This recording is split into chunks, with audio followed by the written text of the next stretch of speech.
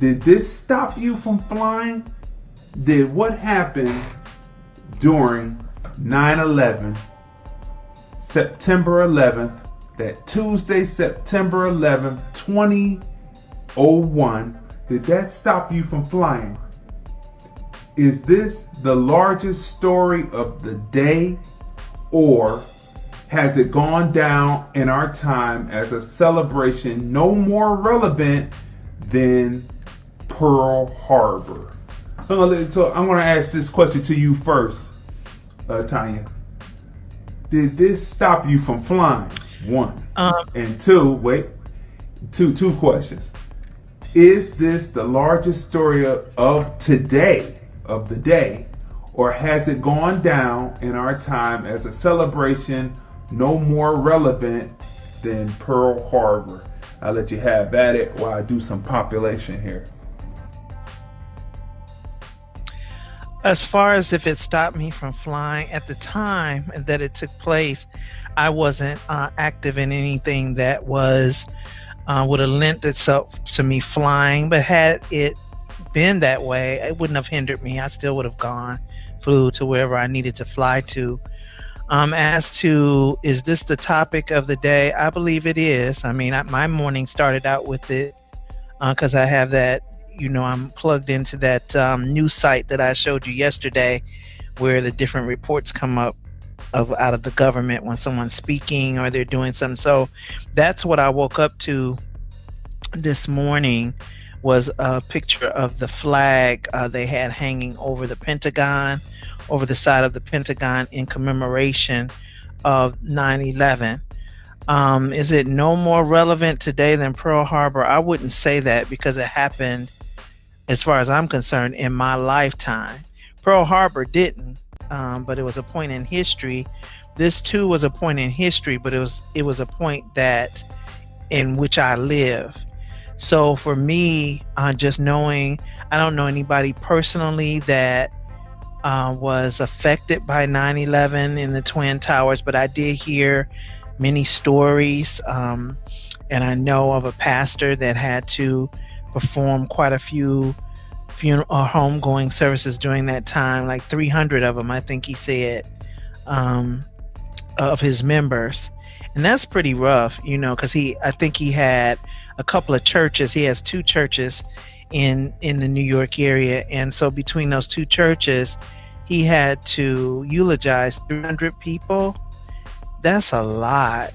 And that they had to take place in close periods of time because of how, the planning for homegoings go. And, so if he did all of those, that took a lot, So it impacted people on every level and everything. If they had friends or family that died in the Twin Towers, or if they were a person who a little birdie said something to them about not going to work that day, and they didn't go, they called in sick that day, or this one day they decided to stop and get a cup of coffee instead of going straight in, and the difference in that time made the difference in whether they would have been in the building or not.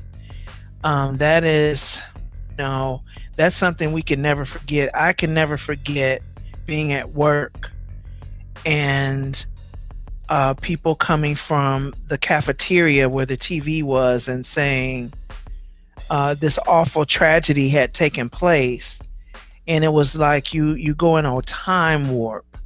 Like, it's like everything slows down. You're in a time warp, and it's unbelievable, because those Twin Towers were the financial foundation of our country. So it was more than just the Twin Towers in New York. It was our financial base, where, a lot of offices were and things like that. So it was meant to be a terroristic attack, or look like it anyway. We'll get on that later. It was meant to look like a terrorist attack, and it indeed looked like that. And I had shared a story with you about what was happening at work, and we can get back to that when you're ready to get back to it. Yeah. Let's talk about that story about what happened. It was one of your co-workers, and Yeah.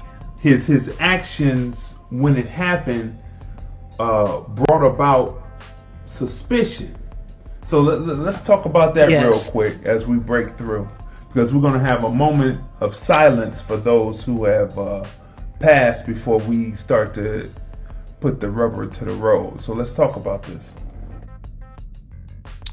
The gentleman that I worked with was of French Arab descent, and his father was a dignitary. I'll just put it like that.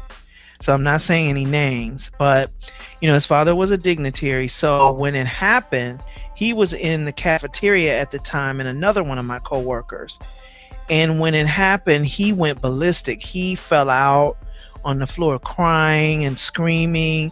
He was highly distraught and thrown off his game. And this guy, he was a rather cool individual, cool and humorous, quite humorous and sarcastic. So he was a pretty cool guy, but he lost his cool when that happened. And so they're in there speaking French, zuzu, and she's trying to console him, and he's inconsolable at this point. I mean, he's all over the floor. His suit jacket then came up around his waist. He just, so that aroused suspicion because of the reaction. The reaction was strange. It was personal. It seemed to be personal.